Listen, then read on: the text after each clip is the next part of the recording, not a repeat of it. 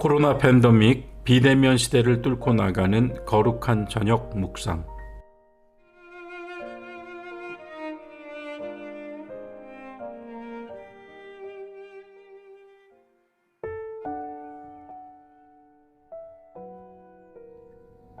교회 여러분 안녕하셨습니까? 7월 29일 목요일입니다. 오늘 하루도 수고 많으셨습니다. 백신 접종으로 국면이 달라지고 또 다시 예전의 일상을 회복할 것이라고 생각했던 기대가 무너져가지요. 저처럼 실망하신 분들이 많을 것이라 생각합니다. 더구나 연일 폭염에 시달리면서 마음도 몸도 정말 지쳐가는 것을 느끼는 가운데 정부가 더 강화된 거리 두기를 실시할 수 있다는 보도를 들으면서 말할 수 없는 여러 감정들이 교차하는 것을 느낍니다.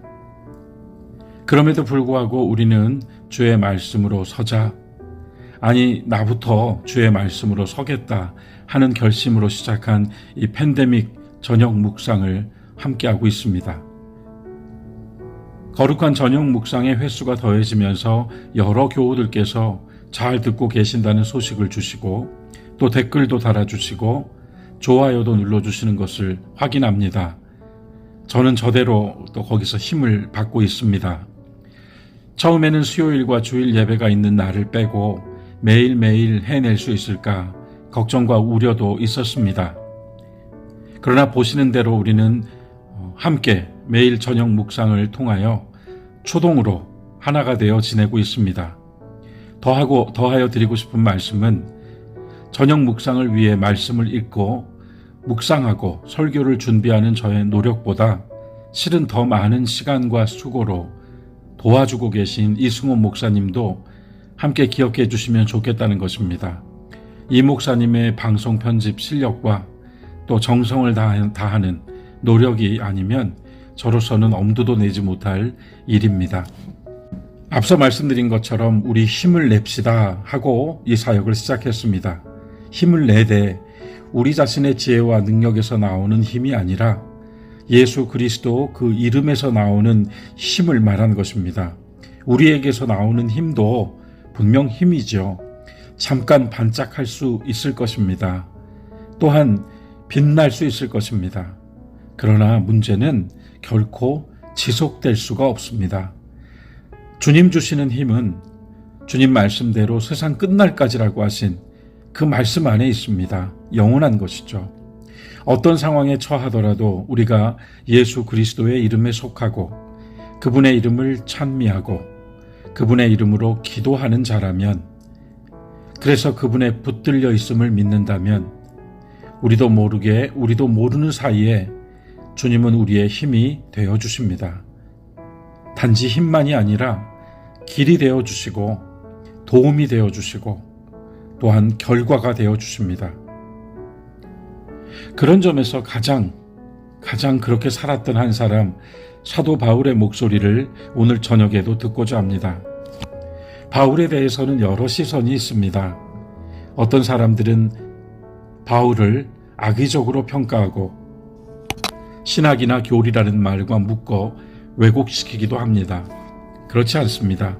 바울은 결코 신학이나 교리나 제도라는 틀에 가둘 수 없는 인물입니다. 또한 그것은 그의 의도나 바람도 결코 아닐 것입니다. 사도 바울은 자신의 육체의 자랑을 말하려고 한다면 훨씬 더 할 말이 많다고 했습니다. 반대로 그는 또 솔직하게 자신이 매우 연약하고 말재주가 없고 마음도 약한 사람이라고 소개합니다.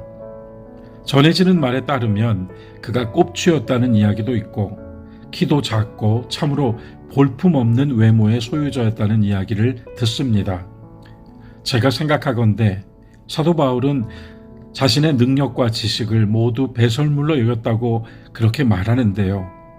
단지 그것뿐만이 아니라 자기가 자랑으로 삼을 만한 것들, 자신에게 유익하다고 생각했던 것들, 자신의 능력과 지식, 그것들뿐만 아니라 자신의 약점과 단점과 사람들과는 조금 다른 모습과 또 떨어지고 다른 사람들보다 부족한 것들까지도 함께 모두 배설물로 여겼다는 말 속에 담아버렸다고 저는 생각합니다. 말인즉 그는 자기 자신에 대해서는 좋은 것도 나쁜 것도 어떤 것도 앞세우지 않았다는 것입니다. 그가 다메섹 도상에서 빛을 보고 넘어진 다음, 그리고 주의 음성을 듣고 말을 잃어버리고 다시 찾은 다음부터 더 이상 그는 자기를 말하고 싶어 하지 않는 사람이 되었습니다. 대신에 그는 오직 예수님과 십자가만 자랑하며 사는 사람이 되었습니다. 오늘 말씀은 빌립보서 1장 19절부터 21절입니다. 세번역 성경으로 읽어보겠습니다. 나는 여러분의 간구와 예수 그리스도의 영의 도우심으로 내가 풀려나리라는 것을 압니다. 나의 간절한 기대와 희망은 내가 아무 일에도 부끄러움을 당하지 않고 온전히 담대해져서 살든지 죽든지 전과 같이 지금도 내 몸에서 그리스도께서 존귀함을 받으시리라는 것입니다. 왜냐하면 나에게 있어서 삶은 그리스도이시고 나에게 있어서 죽음도 유익하기 때문입니다. 아멘. 저는 이 말씀을 읽으면서 다시 한번 욥이 떠올랐습니다. 선지자 예레미야도 떠올랐습니다. 시편 51편에 다윗도 떠올랐습니다. 욥은 욥기 3장에서 자신이 태어난 날을 저주합니다. 그는 선한 사람이었고 자신의 온전함과 올곧음과 순전함을 지키려고 일생 동안 애썼지만 너무나 괴로운 일을 당하고 자제할 수 없게 되었을 때 스스로 자기 입으로 태어난 나를 저주해버립니다. 이토록 믿음이 좋은 사람도 또 다윗같이 뛰어난 사람도 예레미야 선지자같이 신실한 사람도 불가항력에 어찌할 수 없는 고난과 시련 앞에서 매임과 붙잡힘 앞에서 빼앗김과 또는 빼앗길 것에 대한 두려움과 공포 앞에서 자신의 출생을 저주해버립니다. 그러나 솔직히 욥도 다윗도 예레미야도 또 이 말씀을 나누고 계시는 여러분들도 저도 정말 죽는 것을 원하는가? 정말 태어난 나를 저주하는가? 그것은 믿기가 어렵습니다. 욥이 그렇게 말했을 때 그의 탄식과 절망은 그의 어머니, 그의 부모님, 심지어 아버지 하나님까지 저주하는 말이 되고 맙니다. 오죽했으면. 그는 결코 그런 마음이 아니었을 것입니다. 오히려 더 살고 싶은 마음이었을 것입니다. 이에 반하여 바울은 놀라운 말을 합니다. 옥에 갇힌 바울이 빌립보 교회의 성도들에게 보낸 편지입니다. 그는 먼저 두 가지를 말합니다. 여러분의 간구와 예수 그리스도의 영의 도우심으로 말미암아. 이것은 이 말씀을 함께 나누고 계신 여러분과 저의 고백이기도 할 것입니다. 우리는 서로를 위하여 기도하고 있습니다.